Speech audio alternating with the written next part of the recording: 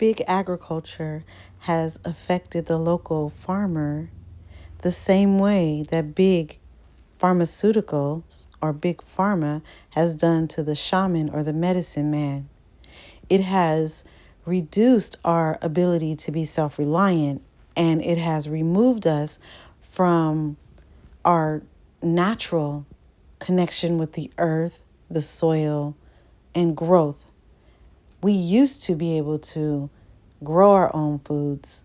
We used to be able to connect with the medicine in the earth. But now we rely on the outsourced materials at the grocery store, which are not innate to us. We want to know how to get back to that. And sometimes it starts by looking at just getting land first.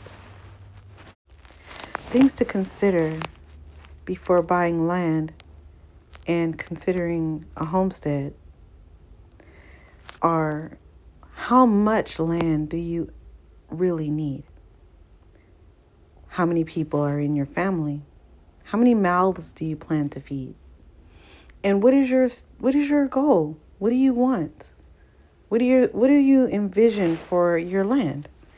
Because I know that a lot of us started off as hobby gardeners, and some of us may still consider ourselves that. But with the way the world is accelerating into chaos, I think we want to be a little bit more precise on our gardening structure and what we actually want and what we actually expect in our homestead. Because we may feel that, oh, this is just fun or this is just a hobby. But really what we're doing is we are becoming more self-reliant and self-sufficient and sovereign. So again, I ask, how much land do we really need? And what type of land do we need? That depends on each and every one of us. For me, I've started off as a container gardener. I'm still a container gardener. I have all of this land, about 10 acres, and I still garden in containers. Do you know why? It is because there are untold consequences of growing a garden in the soil. Those are runoff of your nutrients, of your microorganisms. That is bugs that you've never seen, especially if you've not been to the South, that will gobble up from the root your plants. And then you just want to control movement of the plants to optimize sunlight, especially if you're in a new area. If you just got to a certain spot, you just got, say, like we just moved to Louisiana, and it's like we didn't know anything about this. So I keep a container garden. This is year round. I'll grow sweet potatoes in here for the summer, for the spring and summer through the early fall. And I'll grow onions, garlic, and broccoli over winter. I'll notice that my rosemary is doing better in the winter than it did in the hot summer. And so I think what I'm getting to here is that you don't need to have a sprawling acreage to garden. Now, a reason to have a larger acreage is to keep livestock, to build homes for your community. If you want to bring your family on board on your land, build a compound. If you want to have a pond and fish, if you just want the space and buffer from your neighbors, then you want bigger land.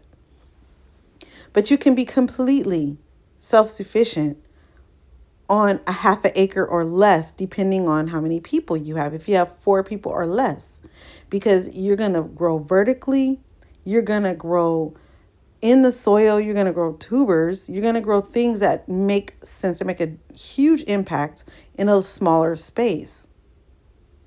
You can keep chickens, and it doesn't need to cost $3,000 to keep chickens. Everyone's setup is going to be different. I want to show you my our chicken coop setup. All of them, well, probably half of them are laying. And you see this little Missy's in there doing her thing. But you can keep a small chicken coop with a nice run at the border of your property. You can grow indoors in a sunny window. And so, to get back to the original question, how much land do you need? How much land do you want?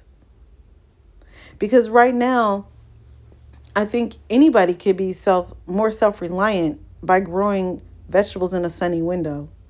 Just get started. It is not hard. And it is also not easy. It's just what it is. If you want to be able to feed yourself, if you want to be able to contribute to your community, if you want to be in touch or grounded with the soil, just start.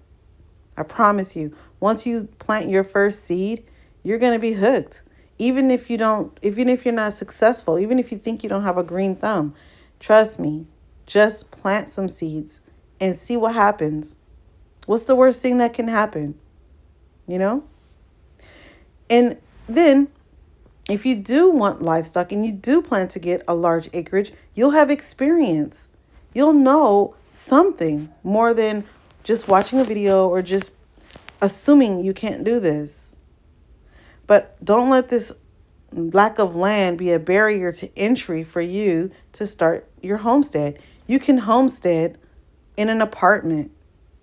Homesteading does not mean you need a big old plot of land or big old farm. To be honest with you, to be truthful with you, we are overwhelmed by this space and we're working on getting it structured here and getting it where we can go out and have some systems going. But in my smaller container garden, I was on less than a fourth acre. I grew way more food there than I grow here. The plants get bigger and bolder here because of the sun, the humidity, and the attention I'm able to give it because I have more time. But I grew more food in a smaller space. I was homesteading before I was farmsteading. I was homesteading and didn't even know it.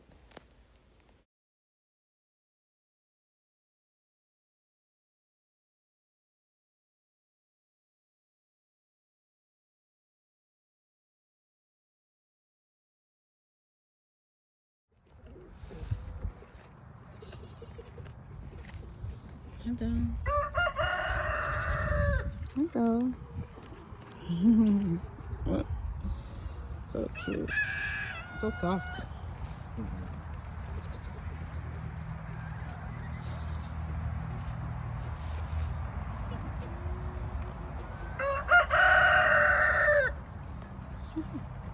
It's so cute.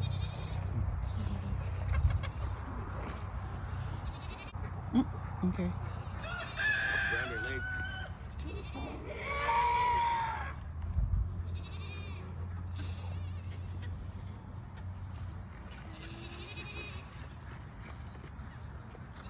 So don't get overwhelmed and start where you are. Just start by planting one seed, take it all the way through or several, and eat your farm.